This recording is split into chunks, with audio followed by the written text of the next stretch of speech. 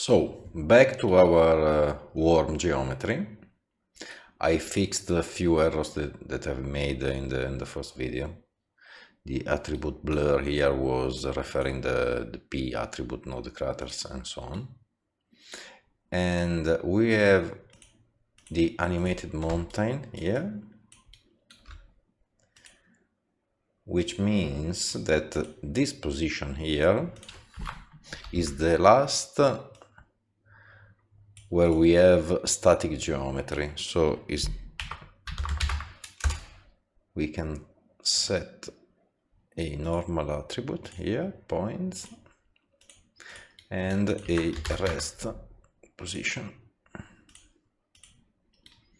And this is our worm rest.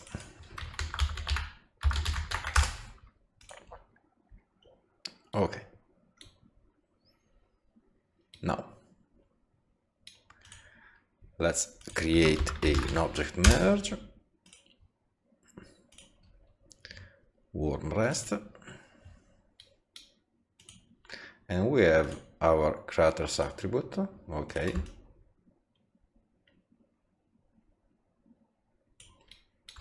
So now we know what to do. And the first thing to do is to mesh, to have the triangulation.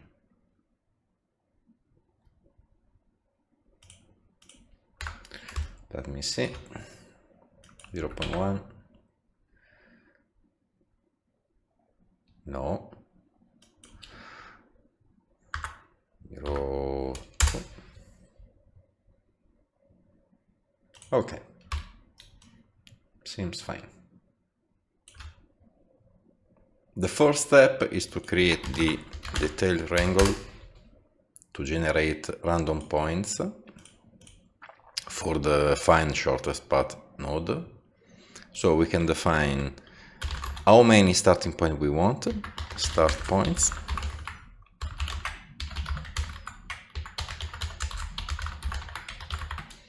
for each start point how many endpoints we want,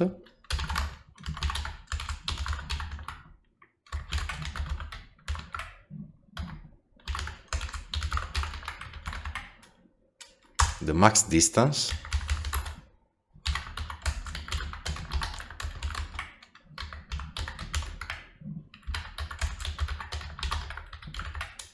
and a seed as usual.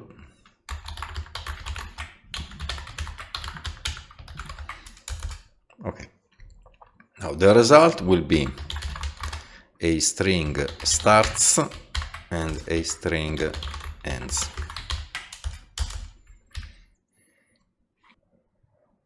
Our selection doesn't take into account the entire surface. We want to avoid the craters.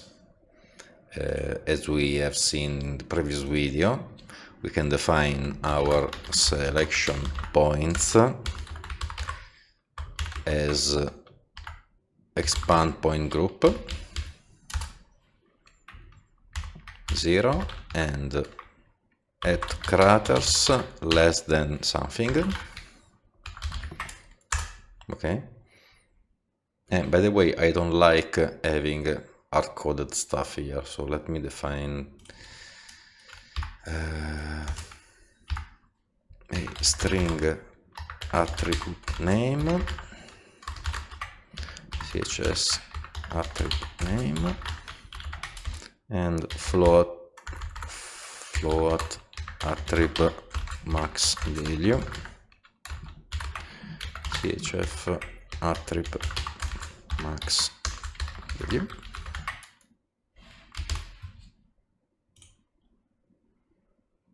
Okay, and now our let's call it rule is equal to printf %s, no, at %s less than %f attribute name and attribute max value. Rule. just to be sure.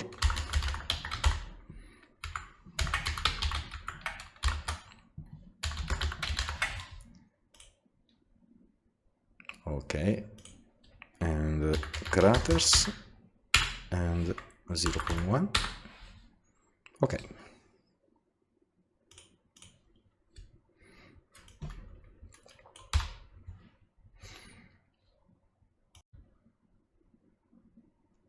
Okay, now for int I equals 0, I less than start points, I plus plus. Let's generate a random index. The index is referring to this array. Int start pt index will be a random number with a seed plus I times the number of points, which is len of selection points. Everything floor. So we have an index between 0 and len selection points -1. So our random point, start point, is start pt is equal to selection pts with index start pt index. And its position, start pt pos, is equal to point 0 p start pt. Okay, now we have a starting point. We have to generate a number of ending points. So for int j equal 0, j less than endpoints, j plus plus,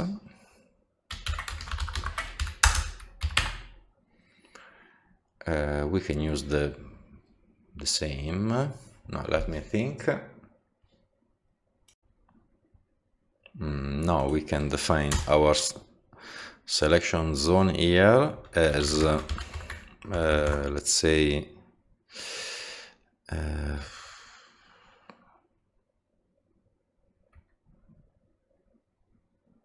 zone pts is equal to pcfind 0. The pt group is our rule, and then we have the p channel. The position is start pt pos, the radius is max distance, and then max number of points, we can use len of selection points.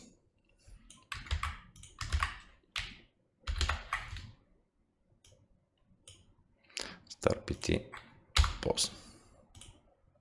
Okay, and now we can do the same.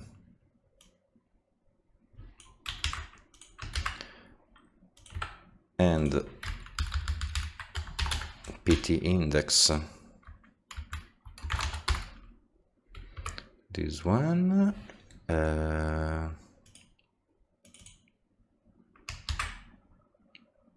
zone pts endpoint is equal to zone pts of end pt index. Okay, so now we can create, or better, update our strings. So starts plus equal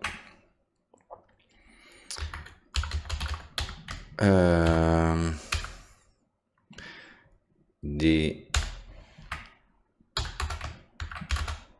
plus equal start pt, and ends plus equal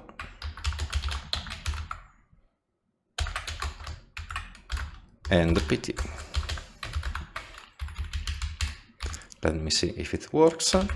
S at starts equal starts, S at ends equal ends. Starts, we have to initialize the strings. Okay, so one start point, let's say 3 endpoints with max distance, and we should have a detail attribute. Okay, the start is the same, 3 start points, which is always the same, and 3 different endpoints. Okay, so let me apply the find shortest path.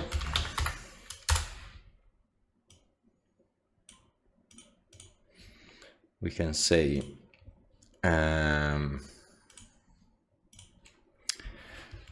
let me grab the backtip here.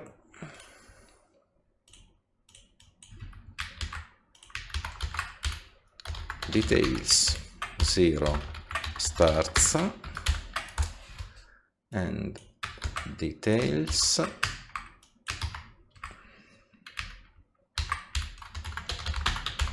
zero ends.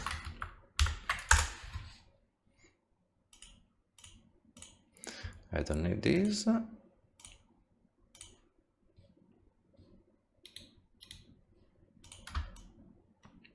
Okay. Now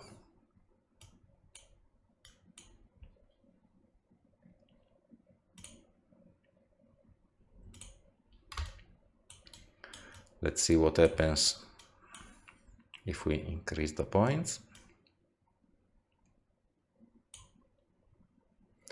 The max distance. Okay.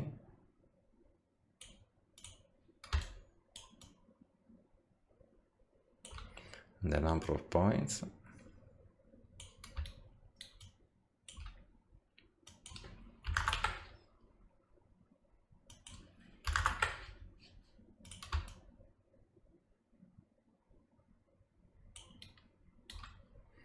The seed.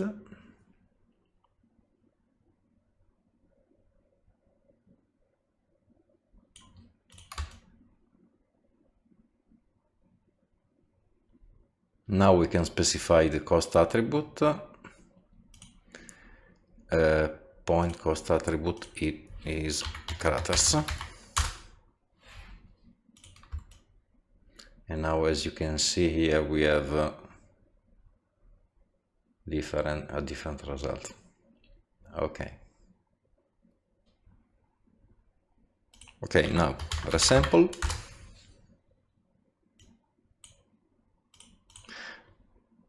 Without resampling, just activate the curve view attribute. Okay.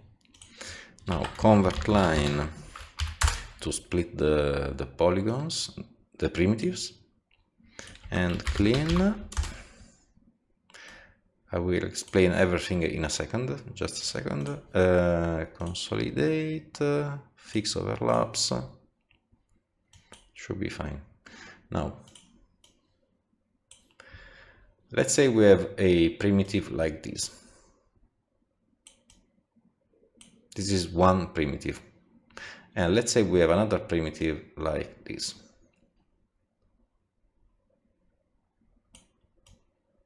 Okay. If you apply the clean node here, nothing happens. Instead, if we split the line in multiple segments, and this is the convert line, now these two segments are overlapped each other and they get fused together. That's the point. So now after the convert line we have 20,000 primitives, and after the clean we have 7,000 primitives. Okay, now we are ready to create the energy animation. So wrangle, we know what to do. So float width chf width, and float speed, chf speed. We have our time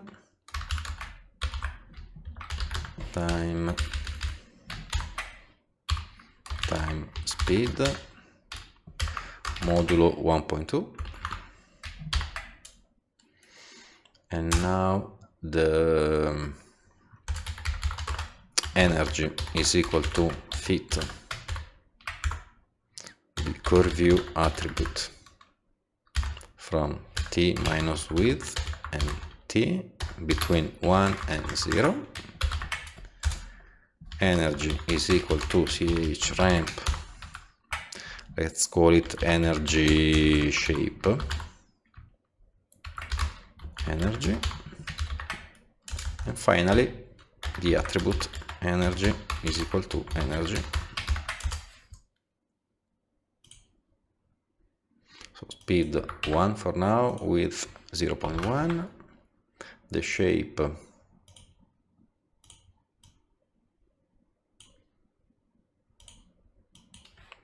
0, energy.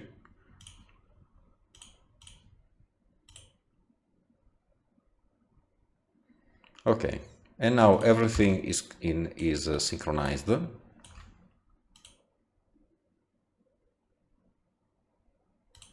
Okay, so we can create, as we have seen in the previous video, we can create a different speed and a different shift for each primitive. So we have before the convert line, we can create a primitive wrangle.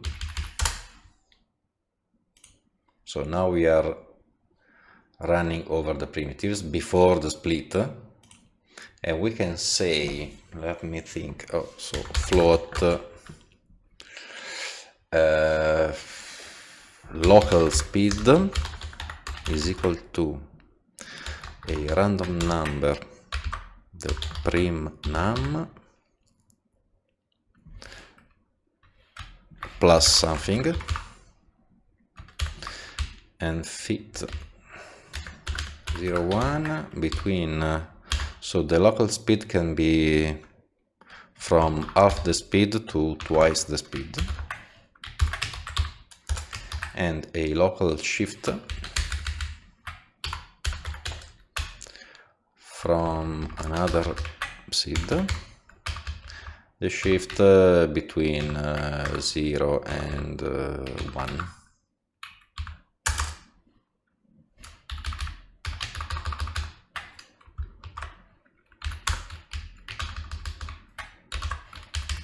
Okay. No. Wait a second. These are primitives, so we need to bring the attribute at point level. So we have int points is equal to prim points 0 and prim num. This is the array of points of this primitive prim num. So for each int pt in pts, set point attribute 0 local speed pt local speed and local shift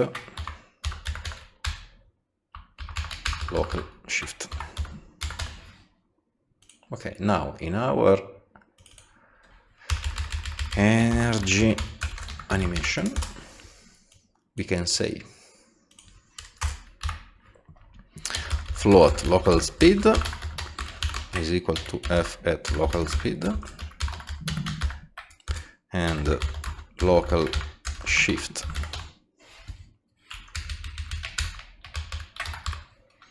equal to f at local shift. So we have speed times local speed plus local shift. And now we have something, okay, more interesting. We can slow down the entire process.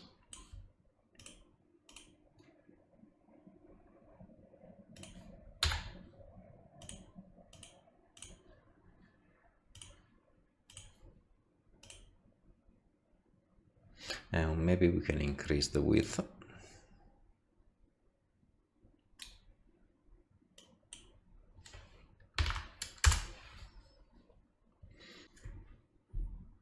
Now we can use the polywire.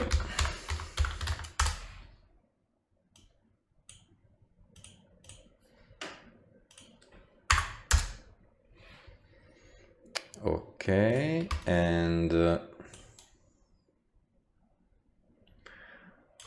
let's say 10 divisions.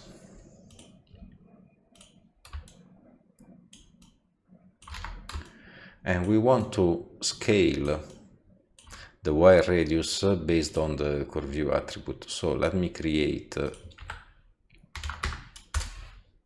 a p-scale attribute here. F at p-scale is equal to 1 minus f at curve view. And we can say at the polywire, we can say attribute p-scale. Now you see that the end of the line is always smaller. And maybe this one is okay.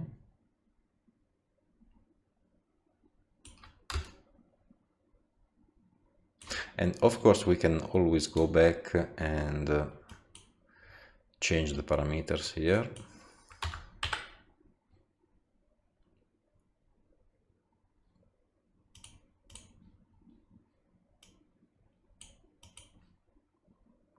.26 points.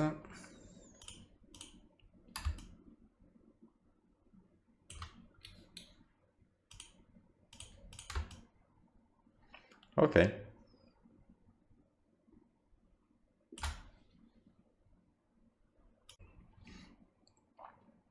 So now we can define the veins path, which is this one before the polywire.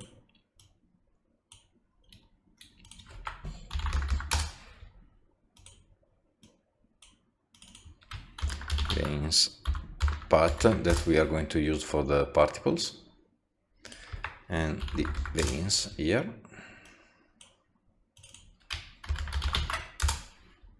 Okay.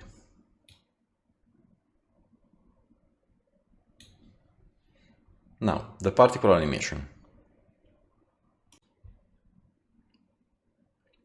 So object merge, we can refer the veins path here, and we should have the energy attribute. Okay. Scatter, bunch of points, let's say maybe 50,000. Is not enough for now, but it's fine. And blast everything under energy less than 0.2, let's say, point group. Okay.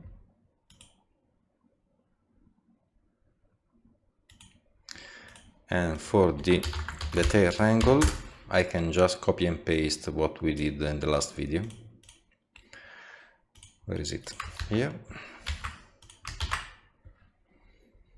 Radius, amount, seed, the attribute is energy. Okay, radius 0.01, let's say 10 particles.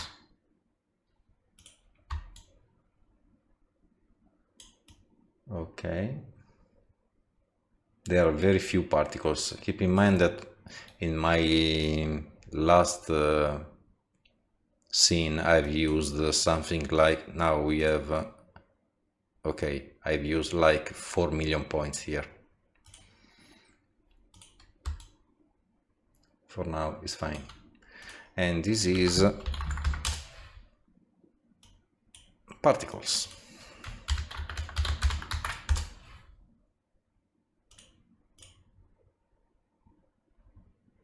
And now we should have everything in place, except the deformation. So when the worm moves along the path, obviously the veins and the particles have to stay in place accordingly on the surface. So first of all, let me set the worm. Okay, this is fine. Let me animate the path deform. This is 0 here, and at the end 1 with a linear curve. Okay, so now we have our animation. Okay, we have the worm rest, the veins. So we can define an object merge for the veins,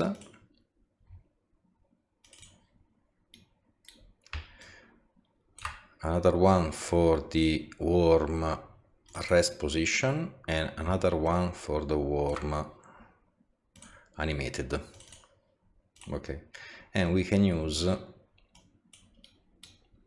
a point deform where we have mesh to deform veins, rest position worm rest, and deformed lattice is this one. Now we have the veins moving with the surface.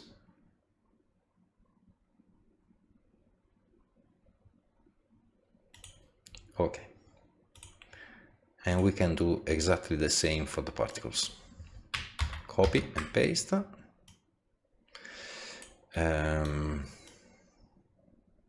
The only difference here is the reference veins is particles.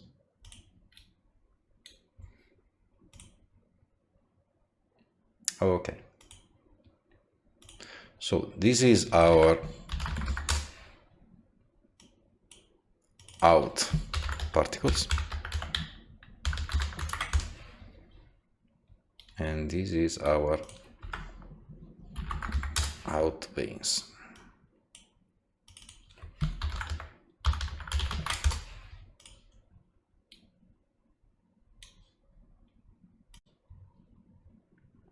The last step is to create a sort of glow effect over the surface of the worm. Let me explain what I mean by that. I don't know if it's visible on your monitor, but around the energy lines I have a little bit of glow over the surface.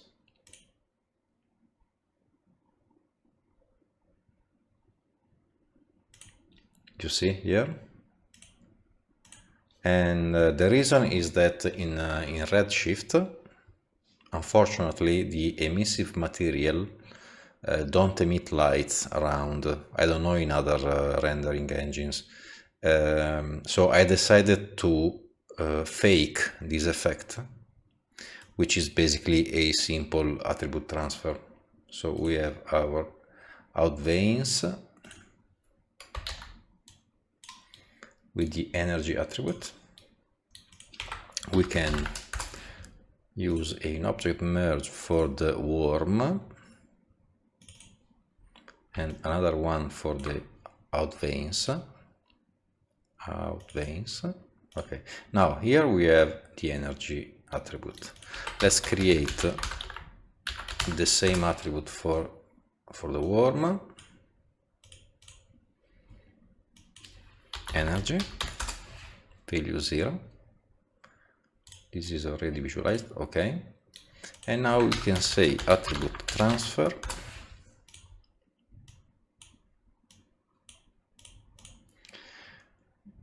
the attribute is a point attribute energy, and the condition is something like this. Okay, now where we have energy, we have an attribute over the surface.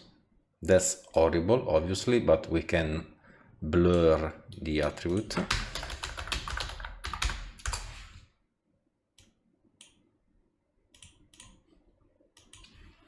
Energy. And we can play with it as much as we want, until we are satisfied with the effect.